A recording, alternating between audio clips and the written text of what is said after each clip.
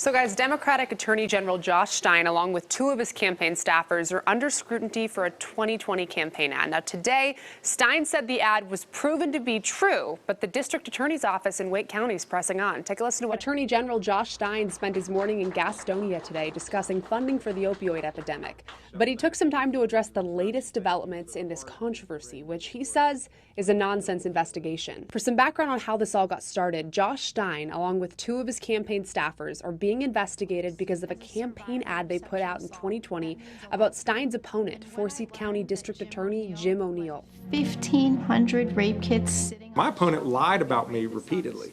So my campaign ran an ad to correct the record, which was true. He then complained about it because he didn't want to be held accountable for his failed leadership in his home community of Forsyth County. And the State Board of Elections investigated that ad for months. They concluded the ad was not false and that the matter should be closed.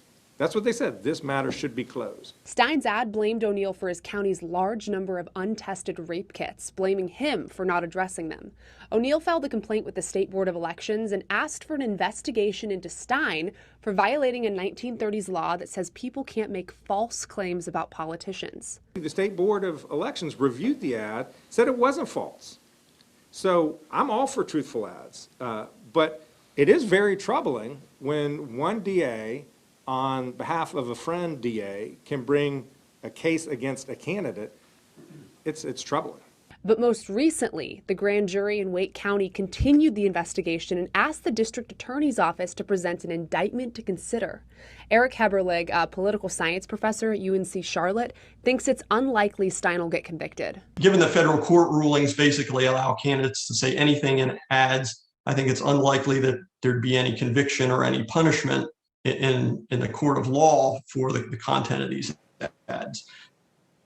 So the DA that Stein was referring to is Wake County District Attorney Lauren Freeman, who was actually a fellow Democrat of Stein's. I asked him why he thought the DA's office was pursuing this, and he claimed that Freeman and O'Neill, his opponent, are friends. Freeman did recuse herself from this case, but it's still unclear why. Back to you guys. Joining me now to talk about the political impact this news about A.G. Stein is making across the Tar Heel State is political science professor from Catawba College, Dr. Michael Bitzer. And Doctor, good to see you today. Good to see you. Doctor, so what do you make of this possible indictment here of Stein, this latest news? I think certainly Stein is looked at as one of the leading Democratic candidates for the 2024 gubernatorial race. Roy Cooper will not be running for re-election, so this is an open seat election. And I think his service as the state's attorney general, the top law enforcement officer, really calls into question what he was doing. Certainly the dynamic is not going to be one that's going to help him on the campaign trail. But the big question is, what will the courts do about this particular law? There's a lot of questions about, is this even legal in terms of trying to restrict candidates and what they say on the campaign trail, even if it is a falsehood? Well, I believe the State Board of Elections had said that who's in charge of investigating such complaints recommended against the criminal charges here. So what does that say going forward? I think certainly Stein will take this to the courts and potentially to the grand jury and the Wake County District Attorney and say, you know, this is on my side. But it's really up to the Wake District Attorney at this point, I think, to determine if they're going to pursue things. You know, this is all based off of a statement uttered in a campaign ad about how rape kits were left on the shelf. Well, technically, district attorneys don't have that kind of power to deal with the rape kits. But this was also said by his opponent at the time, District Attorney O'Neill out of Forsyth County. So it's really both of them fighting over the literal or figurative word of laying on a shelf. Yeah, it all comes down to what was said and who, if they knowingly said that. And you know, Dr. Bitzer, campaign ad dollars, they are pouring into North Carolina right now because, as you like to quote say, we have a very exciting state.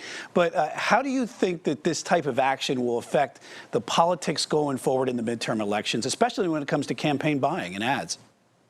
I don't see anything stopping an onslaught of money coming into this state.